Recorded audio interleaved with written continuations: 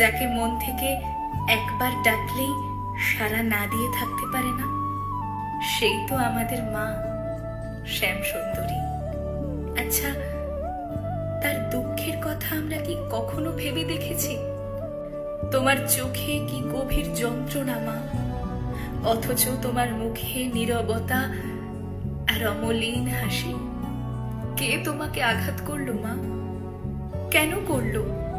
তুমি তো কারো কোনোদিন কোনো ক্ষতি করনি, তবে কেন এই নিষ্ঠুরতা? আমি তো ছোট, তাই বোঝার ক্ষমতা কম, তবে এটুকু বুঝি এই পৃথিবী বড় নিষ্ঠুর। তোমার কষ্ট আমার হৃদয়কে চূর্ণ করে দেয়, তোমার নিস্তব্ধ দীর্ঘশ্বাস আমায় কাঁদায়। মা শ্যামসুন্দরী, তুমি আমাদের ছেড়ে আর